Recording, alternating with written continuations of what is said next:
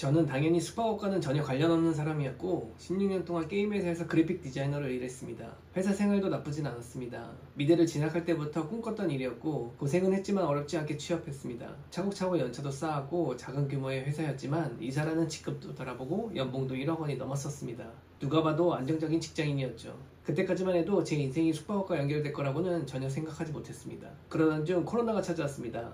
회사도 재택근무로 바뀌게 되었고 그 시기에 아기도 태어나 회사 일과 육아에 전념을 했지만 출퇴근 시간이 사라지고 집에서 일하는 시간이 늘어나면서 불필요한 회의와 대화가 없어지니 일 처리는 빨라졌고 점점 여유가 생기더라고요. 시간이 남는 이 타이밍에 월급 말고 다른 수입원을 만들어 놔야겠다 싶어 여러 부업을 해보기 시작합니다. 큰 자본 없이 시작할 수 있었던 해외 구매 대행 사업을 시작하며 매출도 잘 나왔지만 매출이 잘 나올수록 점점 소요되는 시간이 많아져서 포기했습니다. 키워든 SNS로 협찬도 받아봤지만 수익이라기보다는 생활비를 아끼는 정도의 수준이라 이것도 역시 포기했습니다. 디자이너 직업을 살려 다양한 제품을 제작해보기도 했지만 마케팅이 어려워 포기했습니다. 그러다가 우연히 고시원 사업을 알게 됐습니다. 투자 비용은 들어가지만 운영에 시간을 많이 쏟지 않아도 되는 부분이 부업으로서는 최고의 사업이었습니다. 돈이 적게 들어가는 사업이 아니다 보니 두렵기도 했고 주변에 아무도 하는 사람이 없어 물어볼 수도 없었기에 처음에는 고시원을 하는 유튜버, 블로거들을 찾아다니며 해당 사업에 대한 내용을 숙지했습니다. 그렇게 4개월 정도 혼자 공부를 해본 결과 돈을 주고 강의를 들을 만한 사업까지는 아니다 판단해서 부동산에 직접 부딪혀 임장부터 가보기로 합니다. 처음 임장 갔을 때는 좀 떨렸지만 10개 이상을 보다 보니 매물을 보는 눈도 생기고 물건과 매출만 보더라도 대략적인 순수익이 얼마 나오겠다라는 감각까지 생겨납니다. 임장할 때 운영하는 원장들이 매출과 수익을 공유해주긴 하지만 100% 믿지 말고 꼭 디테일하게 따져야 됩니다. 그러다 집 근처에 권리금이 시세보다는 비쌌지만 저에게 잘 맞는 고시원을 인수하게 됩니다. 제가 가장 중요하게 생각했던 것이 최소한의 운영시간 소요였습니다.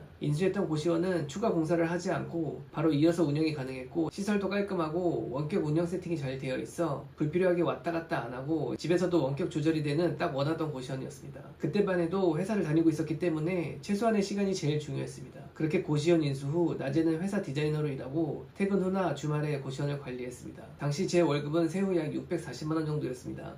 16년 동안 야근도 정말 많이 했습니다. 프로젝트 마감 때는 밤 늦게까지 일하는 게 당연했고 누구보다 열심히 했고 힘들게 연봉 1억 원을 만들게 되었습니다. 그런데 고시원을 운영하면서 이상한 계산이 나오기 시작했습니다. 제가 고시원에 가는 시간은 일주일에 많아야 이틀 정도 각 2시간씩이었습니다. 그런데 순수익이 월 800만원 정도 나왔습니다. 순간 머리가 복잡해졌습니다. 회사에서 16년 동안 쌓아온 월급보다 부업으로 운영하던 고시원 수익이 더 많아진 겁니다. 물론 회사 월급과 사업은 완전히 다릅니다. 사업에는 투자금의 위험도 있고 시설에 대한 책임도 있습니다. 매달 수익이 딱딱 고정적으로 꽂히지 않고 들쭉날쭉하기도 합니다. 하지만 그때 처음으로 깨달았습니다. 돈을 버는 방식이 꼭 노동시간에 비례하는 건 아니구나. 그리고 또 하나, 숙박업은 시간을 많이 뺏기지 않는 사업이라는 걸 알게 됐습니다. 물론 운영에 대한 스트레스는 분명히 있었습니다. 하지만 그 정도 스트레스는 회사를 다니면서도 있는 수준이고 시간 대비 효율이라는 측면에서는 제가 경험했던 어떤 일보다 좋았습니다. 하지만 선택의 순간이 왔습니다.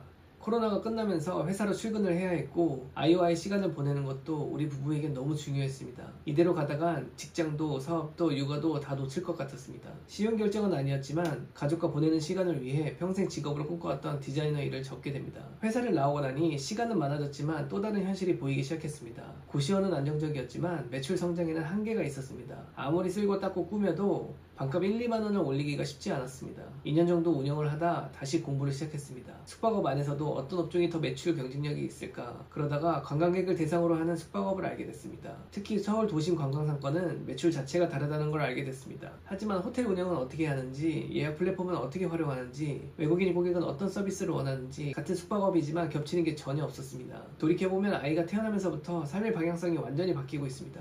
돈도 벌어야 되고 아기와 지내는 시간도 소중하기에 상황에 맞는 직업을 찾게 되었는데 현재로서는 가족 모두가 만족하고 있습니다. 고시원을 하면서 숙박업의 장점을 알게 됐고 호텔을 하면서 또 다른 가능성을 보고 있습니다. 물론 아직 호텔 운영 4개월 차입니다. 매일 새로운 문제를 만나고 있고 아직도 배우는 게 훨씬 많습니다. 하지만 한 가지는 확실합니다. 만약 3년 전에 저에게 다시 돌아가서 그래도 고시원을 인수할 거냐 라고 묻는다면 저는 똑같이 시작할 것 같습니다. 그 선택이 지금의 저를 여기까지 데려왔으니까요. 시청해주셔서 감사합니다.